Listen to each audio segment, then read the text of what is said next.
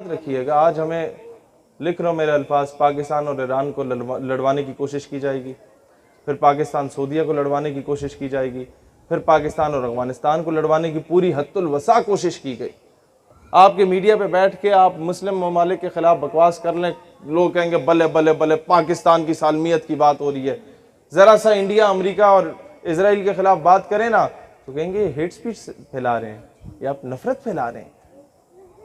ये इस तरीके के यहूदियों की औलादें बैठी हुई हैं जो हमें आकर रोक रही होती हैं। ये जो गोरे चले गए ना, ये अपने गुलाम उन कालों को छोड़ गए हमारे ऊपर। पाकिस्तान के किसी इदारे की पॉलिसी से इख्तलाफ हो सकता है, किसी जर्नैल से इख्तलाफ हो सकता है, किसी वज़ीर से इख्तलाफ हो सकता है, किसी गवर्नर से इख्तलाफ हो सकता है, किसी वज़ीर आज़म से इख्तलाफ हो सकता है, सदर मुमलिकत से इख्तलाफ हो सकता है, वज़ीर आला से इख्तलाफ हो सकता है। उसका गिरबान पकड़ो, लेकिन पाकिस्तान धरती माँ है। पाकिस्तान तो हम सबका है, इसके लिए तो हम सब के बाप दादा ने कुर्बानियाँ दी। इसके लिए तो आप सब में से किसी न किसी का चाचा मामा ताया फौज का सिपाही होगा जो बेचारा बॉर्डर पे बैठा हुआ है ना। आप सबके खानदान में कोई ना कोई इस तरह का फौजी होगा, कोई पुलिस वाला होगा जो बेचारा वो कराची के ये इतनी सख्त गर्मी में लोग बेहोश हो रहे होते हैं और वो चौक चौराहे पे खड़े होके लोगों को राह दिखा रहा होगा, लोगों से आके बातें सुनाते होंगे, वो खामोशी से सुन लेता होगा कि चलो यार मैं कौम की खिदमत कर रहा हूँ। हम उसे ताने देते हैं कि तुम 20,000 के पीछे ये कर रहे हो। बंदा पूछे कि उल्लू के पठो 20,000 के पीछे कौन से याचीन पे जाता है। लिहाजा जो जवान हैं उन्हें सीनों से लगाओ। किसी जर्नैल की पॉलिसी से इख्तलाफ है, नाम लेके बोलो, पूरे इदारे को रगड़ाना लगाओ, क्योंकि उससे यही होता है कि जो वो बेचारा शहादतें दे के आ रहा होता है उसके जख्मों पे नमक छिड़कता है। जर्नैल को कोई फ़र्क नहीं पड़ता, कोई फ़र्क नहीं पड़ता। उसने वही रिटायरमेंट के बाहर दफ़ा हो जाना है मुशर्रफ की सूरत में, वहाँ जाके आराम से ज़िंदगी गुजारेगा। उसने जो किया, मैं उन चीज़ों में नहीं जाऊँगा, फिर ये फरिश्ते नाराज़ होते हैं, लेकिन मैं सिर्फ इतना बात कहना चाहूँगा कि पाकिस्तान से अगर मुझे मोहब्बत है तो इस वजह से नहीं है कि ये ख़िता ज़मीन है जहाँ में पल्ला बड़ा, जहाँ में पैदा हो गया, नहीं। मुझे इससे मोहब्बत है तो इस वजह से है कि ये वो वाहिद रियासत है, रियासत मदीना के बाद, जो इस्लाम के नाम पे हासिल की गई। लिहाजा हम इख्तिलाफ हुकूमत से होगा, हुकूमत का गिरबान पकड़ेंगे और उसको उठा के बाहर फेंकेंगे और अपने बच्चों की तरबियत करके उनको सियासत में लाएं, अपने बच्चों की तरबियत करके उन्हें ब्यूरोक्रेट बनाएं, अपने बच्चों की तरबियत करके उन्हें आर्मी ऑफिसर बनाएं, उन्हें इंजीनियर डॉक्टर बनाएं, उन्हें अच्छा आलिम बनाएं, उन्हें मेन स्ट्रीम में लाएं। आप मुझे बताएं, बिल फर्ज खुदा ना खास्ता 2-3 हिस्से हो गया मुल्क, तो अंग्रेज़ों के कुत्ते नहलाने वाले तो हर सूबे पे काबिज बैठे हुए, फिर क्या करेंगे? ज़िलों को अलग करेंगे। मेरी बात समझ आ रही है आप लोगों को? ये नवाब वडेरे तो वही बैठे हुए हैं। उन्होंने तो आपको बलूचिस्तान में भी महरूम रखा, उन्होंने आपको पंजाब में भी महरूम रखा। पंजाब आपको क्या लाहौर नजर आता है सिर्फ? साउथ पंजाब चले किसी दिन मेरे साथ, आप बलूचिस्तान के जुल्म भूल जाएंगे। वहां के जो जाबिर और जालिम नवाब वडेरे अपने अवाम के साथ वो सलूक करते हैं।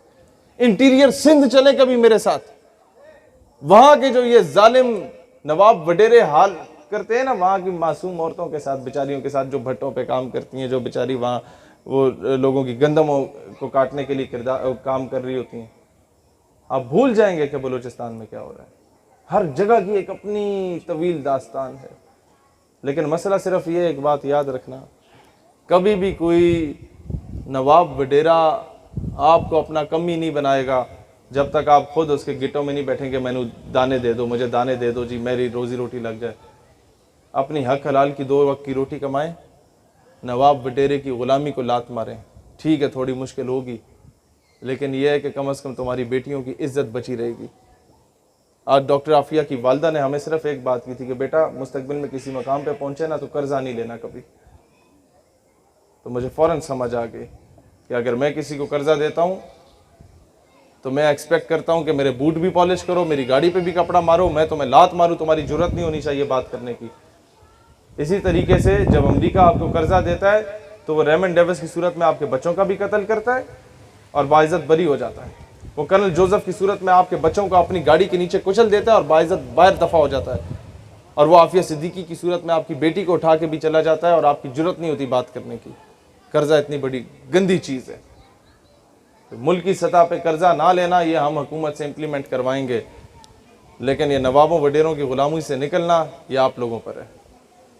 अपने MNA MP आए उन्हें को हमारी गली में नलका लगाओ, अगर वो आके लगा देता है और कहता है मुझे वोट दो, तो उससे सिर्फ ये बोलो भाई नलका लगे ना लगे हमें इससे गर्ज नहीं है, गली पक्की हो ना हो हमें इससे गर्ज नहीं है, हमें स्टाम्प पेपर पे लिख के दे दो कि तुम डॉक्टर आफिया सिद्दीकी को वापस लाओगे या नहीं लाओगे। मुझे बताया ना, कौम की इज्जत जो है, मैं आपसे बहुत सिंपल सी मिसाल देता हूँ। हमें आके उल्लू के पट्टे बताते हैं कि जी हमने आफिया सिद्दीकी बाहर दे दी तो हमने पैसे भी तो बड़े लिए, पाकिस्तान तरक्की भी तो किया, हमने बड़े मेगा प्रोजेक्ट्स किए। बंदा आपसे बोले जी अपनी बेटी मुझे दे दो, मैं उसके साथ जुल्म ज्यादती करूं और तुम्हें मैं 2 करोड़ दे दूं, तुम्हारे पास तो 2000 भी ना हो, और आप 2 करोड़ का बड़ा बंगला ले लें, गाड़ी ले लें, सारा कुछ कर लें, ऐशी करें, क्लब्स बार्स में जाएं, तो क्या दुनिया आपको इज्जतदार शहरी कहेगी? वो कहेंगे बेगैरत है, बेटी की दलाली कर रहा है। तो आज मुझे बताएं ना, पाकिस्तान अगर तरक्की कर भी ले अमेरिका से टक्के लेके, तो लोग तो हमें यही कहेंगे कि बेगैरत हो गए हो, बेटी की दलाली कर रहे हो आफिया सिद्दीकी को बेच के। अफसोस की बात यह है कि आपके कराची से उसको उठाया गया डॉक्टर आफिया सिद्दीकी को, लेकिन दुख इस बात का है कि कराची ने वो रिस्पांस नहीं दिया। रिस्पांस तो मुझे दुख है कि पाकिस्तान ने पूरे कोई नहीं दिया। उम्मत मुस्लिमा का मामला है। उनकी वालदा कहती हैं, मैं आखिरी बात करके इजाज़त चाहता हूँ, बारिश का भी वक्त है। उनकी वालदा कहती हैं कि आफिया सिद्दीकी को रसूलुल्लाह अलैहि सलाम की ज़ियारत नसीब हुई तो वो रो पड़ी, या रसूलुल्लाह कब तक मेरा इम्तिहान लेंगे, कब तक मेरा इम्तिहान होगा? उन्होंने कहा बच्चे तुम्हारा इम्तिहान हो गया, तुम तो पास हो। कहते हैं कैसे पास हो, ये तो मुझ पे जुल्म कर रहे हैं, अदालतों में नंगा करके पेश करते हैं और कहते हैं कि कुरान पाक के ऊपर चल के आओ अमेरिका में। कब तक इम्तिहान होगा?